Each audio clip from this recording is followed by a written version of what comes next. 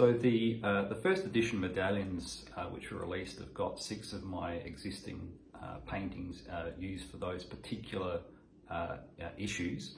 I guess one of the things I like to think was popular about those is the fact that each one has a different look and feel about it. So each painting has that a different approach to lighting and a real sort of storytelling basis to it.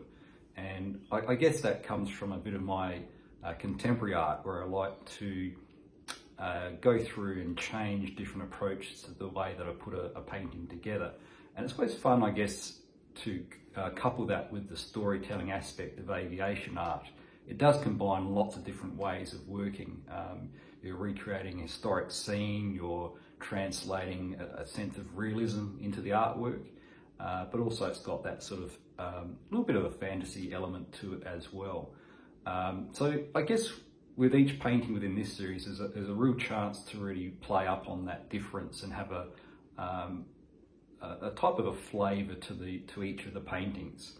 The F111 was, I guess, a little bit of a tricky one to approach, because it has such a high regard in the Australian public, and I guess that comes from its well, quite often its performances at air shows, where it would do the the dump and burn, where it's essentially lighting up the fuel from the back of the aircraft, and people have a fantastic memory of that.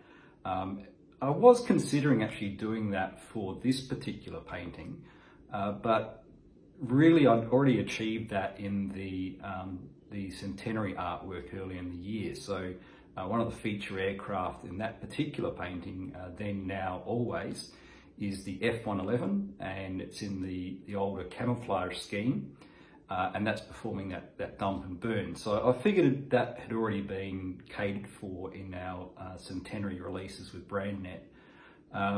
Next thought was, well, should I do an operational application or a scene from that history? And really the F111, its greatest strength was actually being as a deterrent. So it didn't really see much action. And as far as I'm aware, the only operations it saw was actually during the East Timor situation in 1999, where a couple of aircraft flew reconnaissance missions over that area. And although it would have made a fantastic scene and had some real sort of power to it, one of the things I mentioned earlier was about how I wanted to have a sort of fairly broad appeal with these particular issues of artworks. And I guess that narrows the field when probably only a small number of personnel were involved on those operations over Timor. So that left me a bit of I guess a little bit not too sure about where to head to with the F111 scene. Eventually I decided on pretty much a straightforward portrait of the F111, because it's a fantastic looking aircraft. So I figured, well, that's a nice way to portray the aircraft, so people can appreciate that particular aircraft. So the scene I developed, actually, the idea initially came from there's a Australia Post release from a few years ago where they had the F111 on one of those stamps, and there's a really sort of dynamic scene of 2 aircraft sort of from a lower point of view flying at high speed. So that I sort of had that idea in mind when I was working through the composition for the F111, and the angle I chose was a higher angle, so you're looking down on the aircraft, and the second aircraft in the background is slightly banking, and I guess they're flying at great speed up from lower ground level. The background it's fairly generic, but it's a typically Northern Australian scene, which again links nicely to both squadrons, 1 and 6 Squadron and 82 Wing, which operated the F111 from Amberley. So it gives you a nice sense of the F111 and how it was operated in Royal Australian Air Force service, because it was a really unique aircraft for our Air Force, and one of only, well, us in the United States which actually operated that aircraft. So the two aircraft in the scene, I opted for the overall grey scheme, so it's a much later in the life of the F111, and that gets back again to, I'd used the camouflage scheme in the Centenary painting, so I wanted to do something a little bit different for the medallion set. So I went with the overall grey scheme, which has a nice sort of contrast to that background. It's got the really sort of earthy colours of that Australian scene below. In the original concept, I had the aircraft clean, so there's actually no bomb load on them at all. And as I went along, I figured, well, it's probably best to show one of the Air Force's most prominent bombers actually doing what it did, which was carry a bomb load.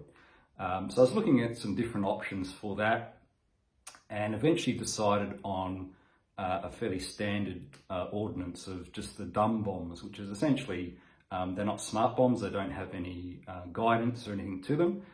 So what's shown in the aircraft is a near maximum load, just to show, I guess, how much it could carry if it needed to.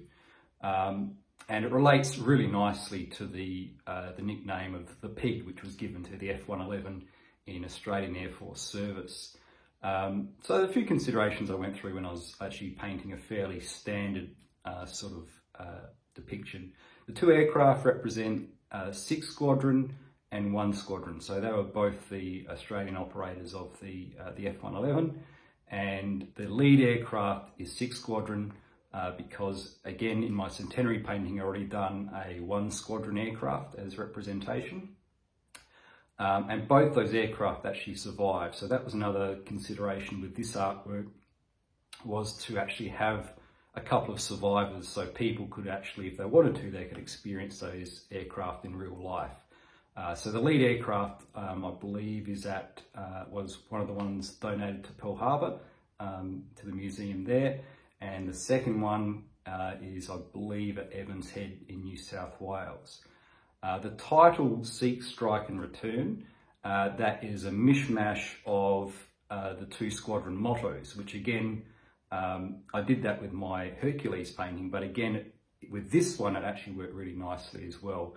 Instead of calling it the Pig, which would have been nice, but not a lot of people have that understanding of where that nickname comes from. So Seek, Strike and Return has that nice link to the 2 Australian squadrons, but it also gives you a sense of what the F111 was all about in Australian Air Force.